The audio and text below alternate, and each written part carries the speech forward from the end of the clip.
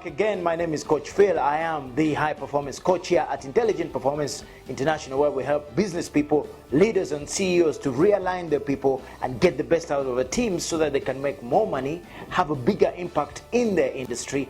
Anyway, ladies and gentlemen, today in our mini-series, which we call the Rapid Influence series, these are the series where we get, the little bits of juicy things that you can use in your business immediately to begin to upscale, to begin to make you more money, to begin to create, to give you what it is that you decided to do, or what it is you're looking for when you decided to open up the business. Now, I am a big believer that with great entrepreneurship and great leaders, we can change the world. I believe that if we have more entrepreneurs who are doing what they have to do, and great leadership that has the audacity to go places, that has the audacity to confront things that are wrong, that has the audacity to confront mediocrity, we can totally change the world. So I am always excited when I'm going to talk about rapid influence. I'm always excited, and today the topic is why you should fire all your employees. Yep, I said it. Fire the whole lot of them. And I know, yes, you're saying, hey coach, what do you mean fire them? That is totally impossible. I know. What I mean is, really what I wanted to say is, you must look at your team and ensure that you're hiring superstars. Why? If you're not hiring superstars, you're doing a disservice to yourself, you're doing a disservice to your service, you're doing a disservice to your customers, you're doing a disservice to the whole reason why you're in business. Now, I am a big fan of going for the best of the best in the market. Now, what happens to the rest? Quite frankly, I don't know. And if I am in business, what I want is for you to be able to be serving at the highest level. So my first thing is, you must understand that it costs a lot of money to have underperformers on your team. But even if you don't, Harvey Mackay says, it is not the people that you fire that are a problem. It is the people that you don't fire and they stay that are a problem. Did you know that on average it costs you over $120,000 a year for keeping somebody in a role where they're not fit and they're not high performers? Now, if you keep them for 2 years or so, you can imagine how much it's costing you. Just to have a person who does not perform in a role which is a high performance requirement role. I go into so many companies and I see all these leaders where they're pussyfooting around, a guy can't perform, and when I go back and look at the cost, the emotional cost, what is costing the organization to have a guy in charge of product, or to have a technical guy who is not performing but won't be fired, won't be dealt with. It's just ridiculous. It's just ridiculous. So I'm saying to you, hey, fire them, and most importantly, employ the best people. Get the best people in. Get people who are going to create the kind of business that you dreamt of. You cannot say you're going to make a difference, be number one or number two, if you're going to just employ people for the sake of employ your relatives, employ people who are just going to be mediocre. You're doing a disservice to the rest of the people who care about you, who care about your business. So I'm here to say, hey, what can we do to find you in a position where you are hiring superstars? To give you a little bit more, did you know that the best indicator of future performance is actually past performance? So when you're hiring, when you think about getting in somebody who's going to be part of a team, do not think about, don't be fooled about, oh, they have promise or whatever. No, look at what they've done before. Go in and say, okay, show me what you've done. One of the greatest ways to employ is to actually push somebody. And I'm going to give you some steps going forward in terms of, hey, how do you really get the best out of your team? How do you attract the best talent? How do you recruit the best talent? Because when you have the best talent, ladies and gentlemen, I can assure you, your business goes to the next level. When you have star performers and you get, Richard Branson says, he was asked a question by one of, I think it's a gentleman called Vishen Lakhani. He asked him a question, they were at Necker Island, relaxing. He said, hey, how do you create multi-billion-dollar businesses every year? How do you do it? And they all, scale up and go to become billion-dollar businesses. He said, hey, listen, it's a simple thing. I go and hire the best people out there. And I paint a fantastic vision for them. and then I get out of their way and allow them to perform. I get out of their way and allow them to execute. Guess what? He hires the best people in the business, and then he gets out of the way. How are you hiring in your business? How are you hiring in your organization? How is your team formed? Are you the kind of person who's saying, hey, you know what, just bring them, we'll train them and get them? Or are you the kind of guy who's going for the, even if it is, you know, you're just bringing apprenticeships or whatever, let them be the best. Now, caution, before I give you the do's and don'ts, caution, it's not going to be easy. It is not an easy thing. You must take your, it takes, I think, on average, it takes you about 40 interviews to get your number one star performer. 40 of them. Now, how many of us, me included, have the patience to do that? To go through 40 of them? Hey, if you care enough about your business, if you're the kind of person who wants your business to make an impact and leave a great legacy, you must pay that price. It's not easy. Number two, you must understand who is a superstar. What do we mean by a super performer, a superstar? Now, the greatest way I've had this explained was by a gentleman called Chet Holmes. God rest his soul in peace. Chet Holmes said something interesting. He said, a superstar is a person you bring in when you're not at your best, when the conditions are not the best, when they don't have the tools, when they don't have the great facilitation that they should have. You bring him in and he gets to work under those crappy conditions. And within no time, within 2 months, you find that they get to that level where they're beginning to outperform your best performers. That is what is called a superstar. That is the kind of person you want to be looking out for, to say, you know what? That is the person that I want to bring in to be what? To be able to take this to the next level. So, how do you do it? Before I tell you what to do, or suggest some ways of how to do it and how we have helped other companies do it, I want to give you some do's and some don'ts. Now, stay with me.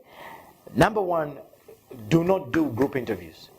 Cut that crap, because, by the way, this particular process that I'm sharing with you, you're not going to find in any human resource manual. Now, human resource people, I love you so much, but sometimes you're so theoretic that, you know, it's a little bit, if I'm in business and I want to take the sales to the next level, I want a superstar salesperson, I am not going to do a group interview.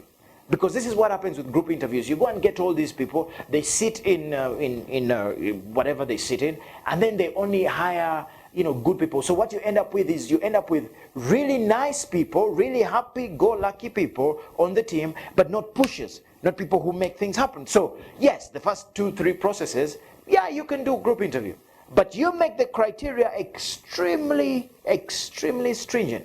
You tell the people in the panel, I am looking for the best. I am looking for somebody who's going to go down, a route where there's no light at the end of the tunnel, but they're going to find a way to create light there.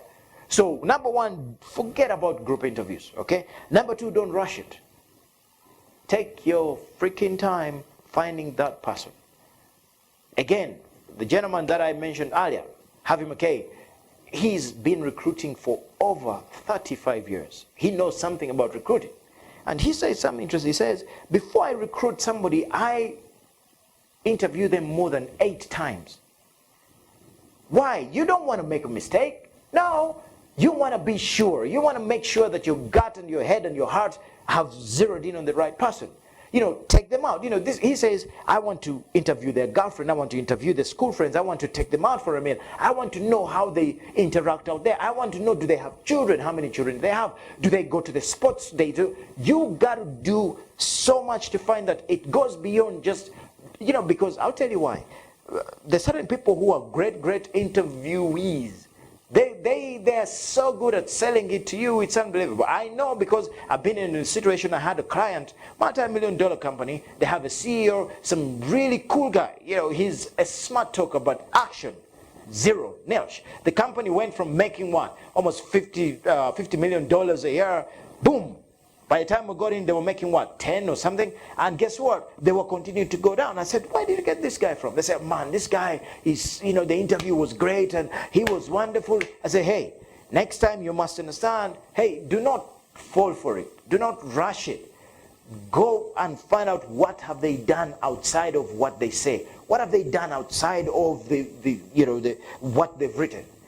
Then you will find out if this person can do it or not. Yes, coach, I know, business is running around. You're better off. Hey, $240,000. 120, if you multiply it by two, $240,000 wasted if you hire the wrong person. You think about it. Is it worth it? I don't think so.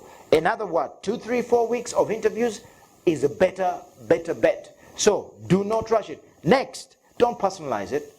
Don't interview people because you like them. No. Think about what is the goal. What do you want them to come in and do? You want them to come in and push? Then look for that person. You don't have to necessarily like them. You can get to the stage where you will like, because guess what? Actually, you will end up liking each other because he's a performer and you're a performer. And I always tell great entrepreneurs and leaders, do not hire people who are like you.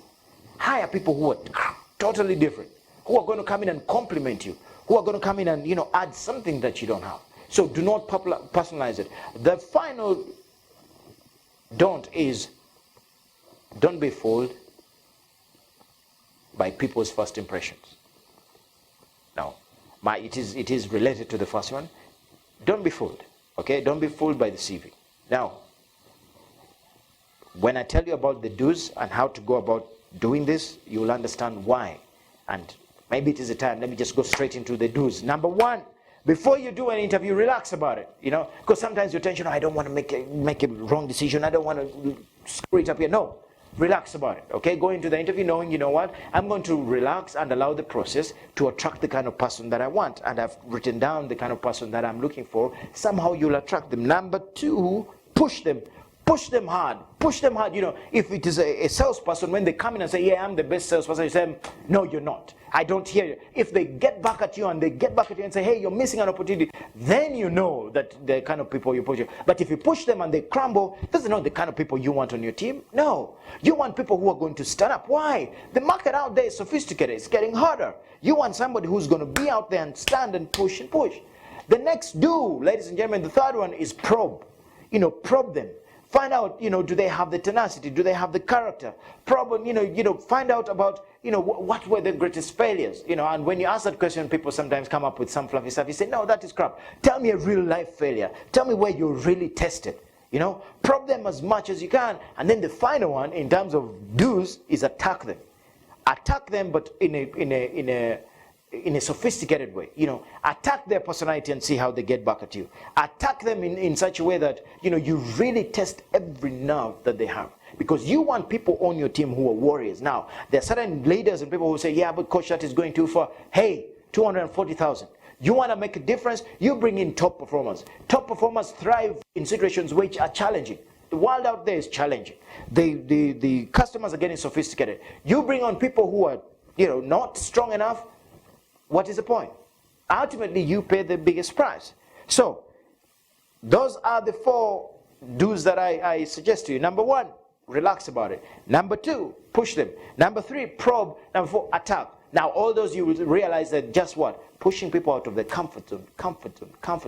It has been said, ladies and gentlemen, your comfort zone is equivalent to how much you earn. You want to earn a little bit more, increase your comfort zone. Push it out, step out, every time. And the final thing I want to share with you guys is, hey, if you really want to make sure that you had the right person, during their probation period, I suggest that you do, it's a fantastic tool that I learned from Eben Pagan. And says, during the first month, ask for a daily update on how they're doing. And ask them just 4 questions. Number 1, tell me, what did you do today? What results did you get? Every day, they have to give you that report. Every day. Entrepreneurs, leaders, this is what will separate you from doers, from mediocrity, and people who actually leave a legacy. Number 1, ask them, what did you do today? What kind of results did you have? Number 2, ask them, what challenges or problems occurred today? What challenges did you find? Make sure that, again, they write down 2 or 3 of the challenges that they went through that day. Number 3, ask them, what questions do you have for me? Let them tell you the questions they have as they're beginning to what? To warm themselves into the company. And then finally, ask them, what area of improvement do you see, or what do you see as an area of improvement in the organization? Which is that one area that you say would improve? Now, you think about the fact that somebody gives you that every day for 30 days. You will get to know that person so much, so well, that within 30 days you will know whether you made the right choice or not. And isn't that what we're looking for as entrepreneurs? Isn't that what rapid influence is about? Isn't that what you want an organization to be about, where you know your people, you know how they roll, you know how they do what they have to do? Most importantly, you only get in the cream de la cream of high performers. So, there you go, ladies and gentlemen. Get some top performers in, and I guarantee you, you will see how your organization begins to skyrocket, because you'll have people who are performing at their best. They will be driving the organization. They will be doing things that you otherwise would be doing, and then that will leave you to focus on strategy, to focus on the big things, to focus on the things, the big movers that make your organization tick. So whatever you do during this 1 week, think about high performance. Think about attracting those guys. Think about getting rid of those. Remember, it is not those who fire. It is those that stay that are your problem. Whatever you do, remain strong, live with passion. Most importantly, know that through leadership and entrepreneurship, you have the audacity to make a difference in somebody's life. Thank you. Goodbye.